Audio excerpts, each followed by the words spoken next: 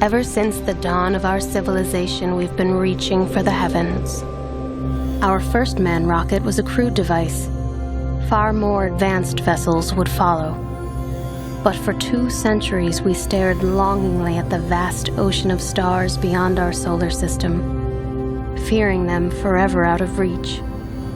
Then, in one swift stroke, the invention of the warp drive changed our world. A new frontier loomed, and the start of an intense race to colonize the far reaches of space began. We've been talking a lot about Master of Orion lately, but what if the game wasn't turn-based? What if your space strategy wasn't going to wait for you to make up your mind? That's pretty much the question that's answered by Stellaris, the newest game from Paradox. And unfortunately for us, the second part of the answer sees my poor little space civilizations being smashed in the face by a bunch of mean aliens. Over and over, game after game. Stellaris can be brutal, even at the easiest difficulty settings. Our first generation of warships would lead the rescue operation. When we arrived, we soon located the remains of Nephsis floating in the darkness. And approaching us, a fleet of alien warships, their technology far beyond ours.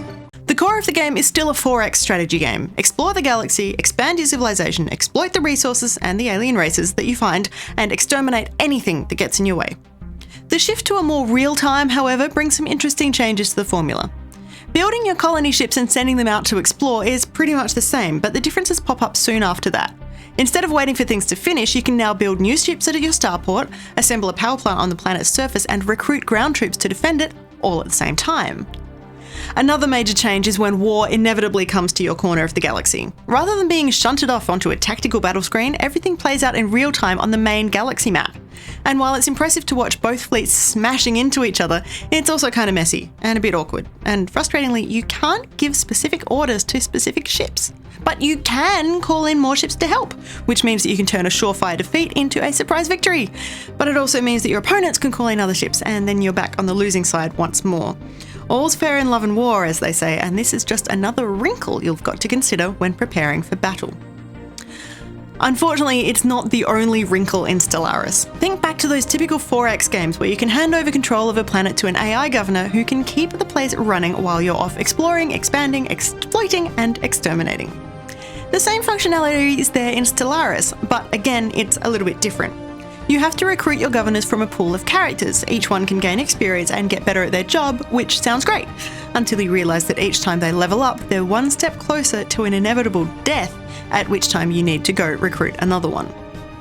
But it's not just planets that can be watched over by these governors. Military fleets can have caretaker admirals, science vessels are run by AI scientists, even general research, the empire-wide technology advancement, can be led by recruited characters, and if you choose well, that can have a serious impact on your research speed.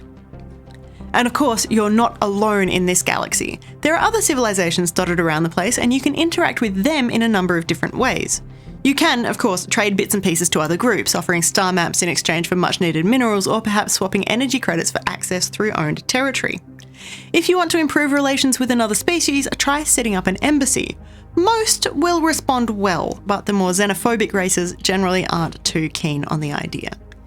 So that's all pretty standard stuff, but those other groups aren't the only ones you'll encounter in the galaxy of Stellaris. There are also fallen empires, much older civilizations that are past their prime but still hold an awful lot of power right from the start of the game. They're happy to generally stick to themselves and not try to expand their territory, but if you get too close, they can get very annoyed very quickly.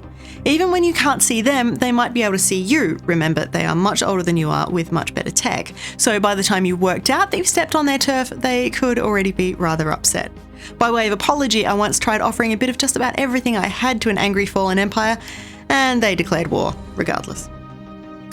If you're fond of deep interactions and fine-tuning your intergalactic empire, Stellaris is a great pick. You can get around that pesky real-time thing by sneakily pausing the single-player game, gaining you a few moments to consider your next move, but just like in the real world, you'll eventually have to unpause things and let the game play out as it will.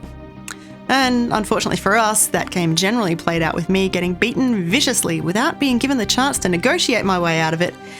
And it got a little frustrating, losing almost constantly to superpowered fleets with no warning, but not enough for me to actually quit the game. It's actually pretty fun being pushed to the brink of being wiped out and occasionally being able to blast your opponents into dust. You just might need a little more patience than you expect for a strategy game, or else an impressive vocabulary of swear words. It is a galaxy full of danger, but also opportunity. There are an untold number of species, border disputes, political tension, and betrayal, not that different from home.